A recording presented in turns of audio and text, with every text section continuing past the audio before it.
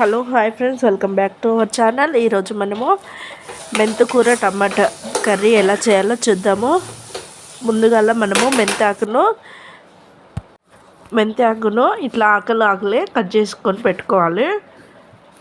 కాడలు అయితే తీసుకోలేదు. మెంతి కట్టలు ఒక 4 తీసుకున్నాను. ఒక ఉల్లిగడ్డ, 3 టమాటాలు మీడియం సైజు. ఇంకా మెంతాకును తీసుకొని కొంచెం చిన్నగా కట్ చేసుకొని అయితే శుభ్రంగా కడుక్కొని పక్కకు అయితే పెట్టుకున్నాను. ఇప్పుడు స్టవ్ వెలిగించుకొని ఒక బాండ్లీ అయితే పెట్టుకోవాలి. బాండ్లీ వేడయ్యాక 2 టేబుల్ స్పూన్ వరకు నూనె పోసుకోవాలి. తర్వాతకి నూనె వేడయ్యాక 2 టేబుల్ స్పూన్ వరకు నూనె పోసుకోవాలి. నూనె వేడయ్యాక 1/2 టేబుల్ స్పూన్ జీలకర్ర వేసుకోవాలి. జీలకర్ర చిటపటలాడుతున్నప్పుడు మనము సన్నగా కట్ చేసి పెట్టుకున్న మీడియం సైజు ఉల్లిగడ్డని ఇందులో వేసుకొని దోరగా ఉడికించుకోవాలి.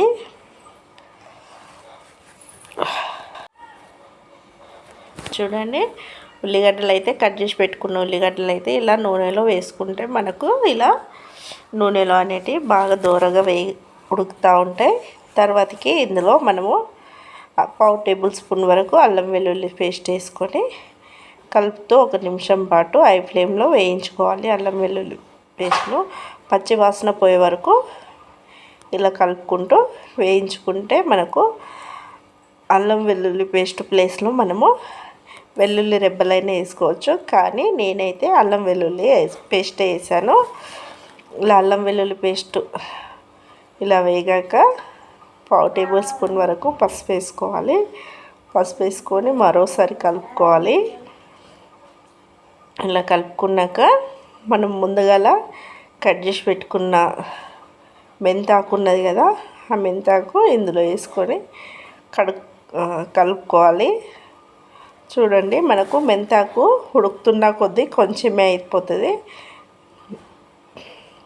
అందుకనే 4 కట్టలు అయితే తీసుకున్నాను. మెంతాకు ఇలా చేయడం వల్ల చాలా హెల్త్కి చాలా మంచిదండి మెంతాకు. అందుకోసమే నేను మెంతి కూరని అయితే ప్రతి కూరలో ప్రతిరోజు వాడడానికి ట్రై చేస్తున్నాను. మీరు కూడా ట్రై చేయండి.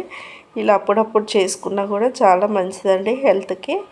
ఇలా బాగా కలుపుకొని ఇందులో ఆకులో వాటర్ అనేటివి వస్తాయి. ఏ ఆకుకూరకైనా ఈ వాటర్ పోయే వరకు మనము ఉడికించుకోవాలి.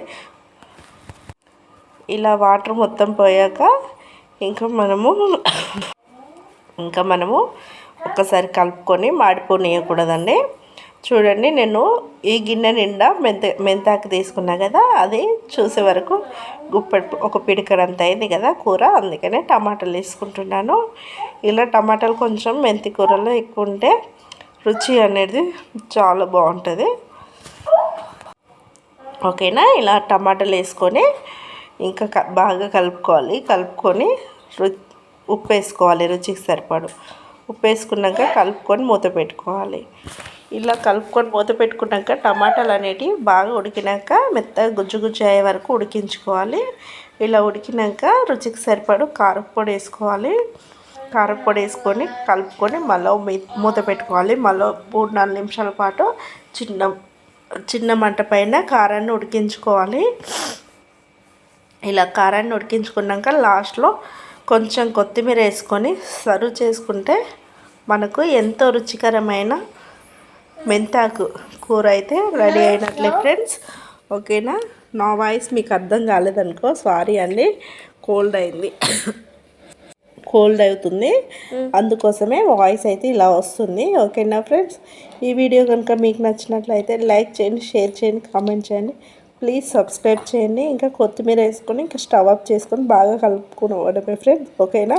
వీడియో మొత్తం చూడండి, ఎలా ఉందో కామెంట్ అయితే తప్పకుండా చేయండి. Bye bye.